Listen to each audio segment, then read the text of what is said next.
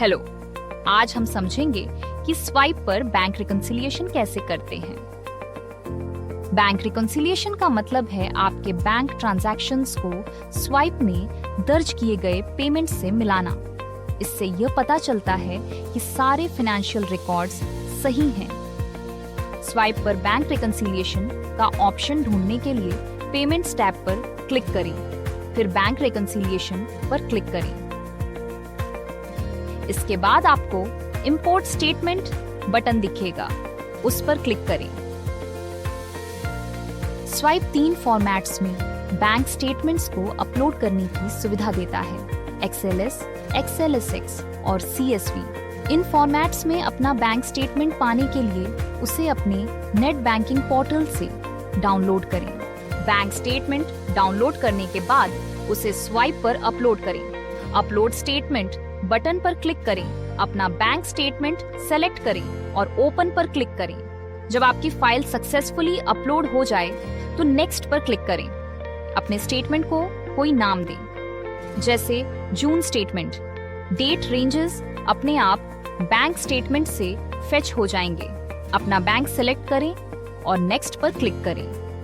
अब आपको अपना बैंक स्टेटमेंट दिखेगा, जिसमें ट्रांजैक्शन डिटेल्स होंगी, जैसे डेट, डिस्क्रिप्शन और अमाउंट्स। आगे बढ़ने के लिए कंफर्म पर क्लिक करें। आप एक डैशबोर्ड पर पहुंच जाएंगे, जहां आपका बैंक स्टेटमेंट और स्वाइप में रिकॉर्डेड ट्रांजैक्शंस साथ साथ दिखेंगे। पेमेंट्स को मेल बिठाने के लिए जानें कि अपने बैंक स्टेटमेंट को स्वाइप पेमेंट्स के साथ कैसे मेल करें। उदाहरण के लिए, अगर आपने 94 रुपये का पेमेंट रिसीव किया है जो आपने बनाए गए इनवॉइस से मैच करता है, तो दोनों ट्रांजैक्शन सिलेक्ट करें और लिंक पेमेंट पर क्लिक करें। ट्रांजैक्शन डेटा सक्सेसफुली सेव हो जाएगा।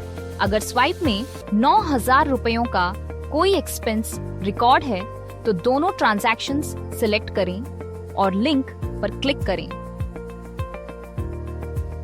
अगर कोई पेमेंट अनेक इनवॉइसेस से जुड़ी हो तो उन ट्रांजैक्शंस को उसी हिसाब से लिंक करें।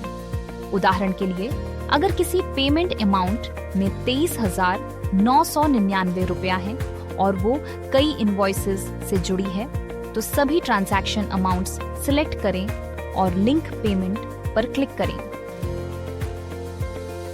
अगर कोई ट्रांजैक्शन अभी तक स्वाइप में रिकॉर्ड नहीं है, तो उस पेमेंट को सिलेक्ट करें, फिर क्रिएट पेमेंट में जाएं और पेंडिंग इनवॉइसेस सेटल करें। रिसीव्ड पेमेंट के लिए कस्टमर सेलेक्ट करें। पेंडिंग डॉक्यूमेंट्स सेटल करें।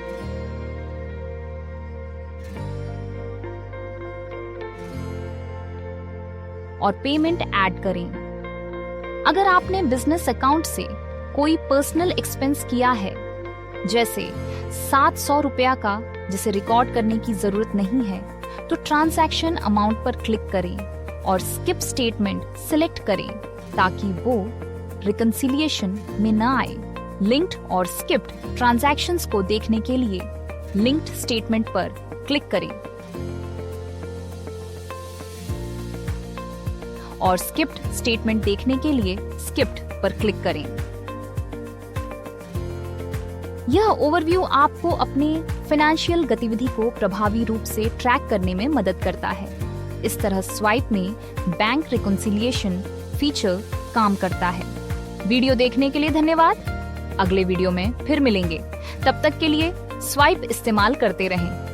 भारत का सबसे पसंदीदा बिलिंग ऐप।